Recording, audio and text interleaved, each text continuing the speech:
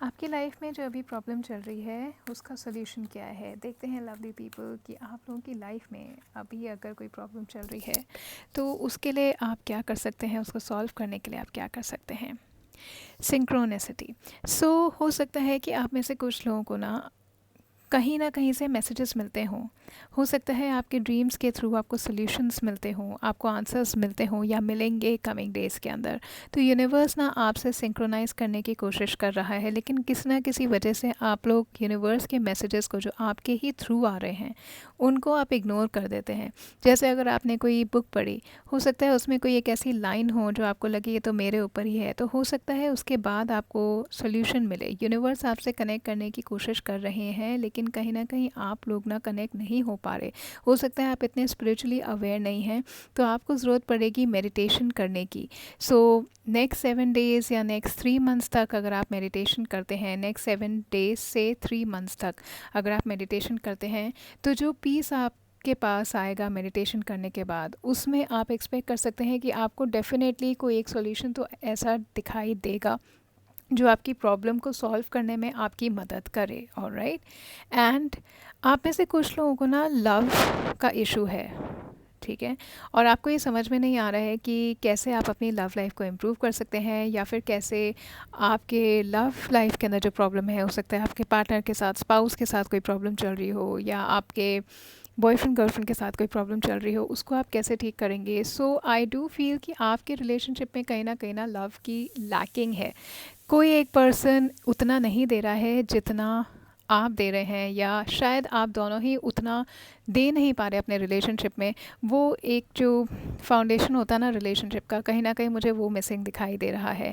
और आपके रिलेशनशिप के अंदर अगर ये आप लोग जो वीडियो देख रहे हैं, अगर आपको रिलेशनशिप से कोई प्रॉब्लम है, तो मैं आपको ये बताना चाहती हूँ कि एज अ सॉल्यूशन आपको अपने रिलेशनशिप के अंदर बहुत ज़्यादा लव लाने की ज़रूरत है। ओके।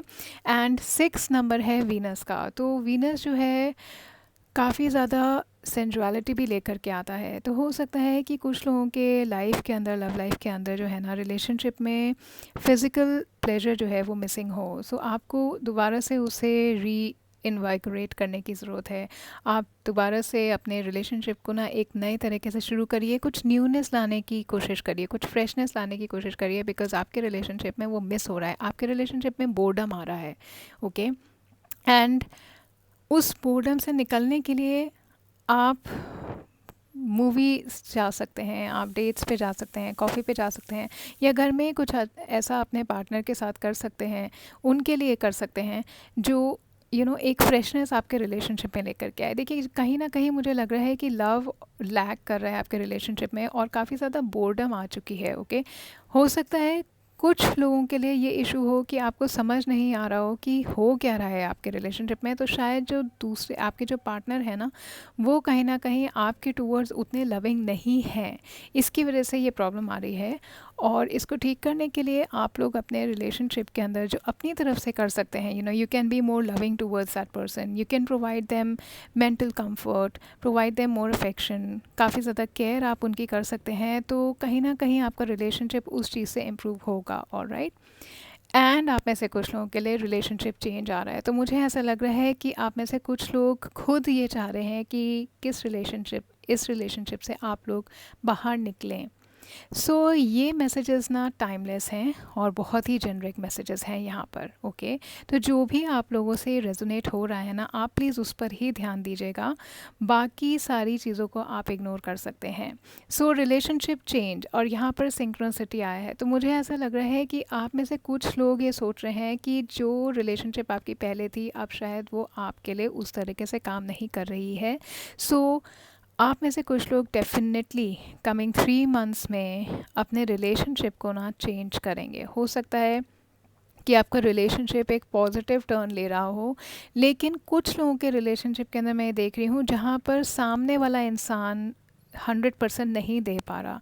तो वहाँ पर माय डियर पीपल, आपको शायद एक चेंज की ज़रूरत है। शायद नेक्स्ट 3 मंथ्स के अंदर कुछ ऐसे एक्सपीरियंसेस आपके रिलेशनशिप में आपके साथ हों या ऑलरेडी हो रहे हों जो आपको मजबूर करें ये सोचने में कि क्या ये रिलेशनशिप मेरे लिए सही है। तो सॉल्यूशन यही होगा कि आप उस रिलेशनशिप को गिव अप कर दें। ओके, एंड ऑल्सो यहाँ पे 111 की एनर्जी मुझे दिखाई दे रही है बहुत स्ट्रांगली, जो मुझे ये सिग्निफाई कर रहा है कि यूनिवर्स आपको साइंस दे रहे हैं कि कौन सी चीज़ आपके लिए वर्क करेगी और कौन सी नहीं। जहाँ पर भी आपको पीस ऑफ माइंड नहीं मिल रहा है और आपका माइंड आपको ये कह रहा है, मैं दिल नहीं कह रही हूँ, मैं माइंड कह रही हूँ, आपका माइंड आपको ये कह रहा है कि शायद इस रिलेशनशिप के अंदर अब कुछ बचा नहीं है, या शायद आप इस रिलेशनशिप में खुश नहीं हैं and you have to get out of it.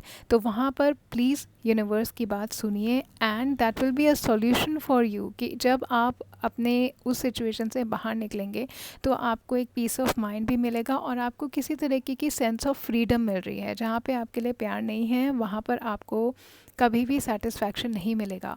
तो वो लोग जिनके लाइफ में बोर्डम आ गया, कुछ लोगों की लाइफ में बोर्डम आ चुका है, लेकिन कुछ लोग मुझे ऐसा दिखाई दे रहे हैं जो खुद तो 100% दे रहे हैं लेकिन उनके पार्टनर 100% नहीं दे रहे। ये मैंने सोचा नहीं था कि लव रीडिंग होगी, लेकिन जहाँ तक मैं अभी तक कार्ड्स निकाले ये मेरे को लव रीडिंग के टूवर्ड्स ही जाती दिखाई दे रही है। Okay, so the solution is for you to move on, to change something. Okay, and this change could be you actually taking action कि बस अब I don't want to be stuck in this situation and with this person and I want to move on in my life. I want to free myself so that I can actually attract the love that I deserve. Okay, so ये आज का छोटा सा message आप लोगों के लिए था। ये अगर आपकी सॉल्यूशन आपकी प्रॉब्लम चल रही है तो उसका सॉल्यूशन ये था।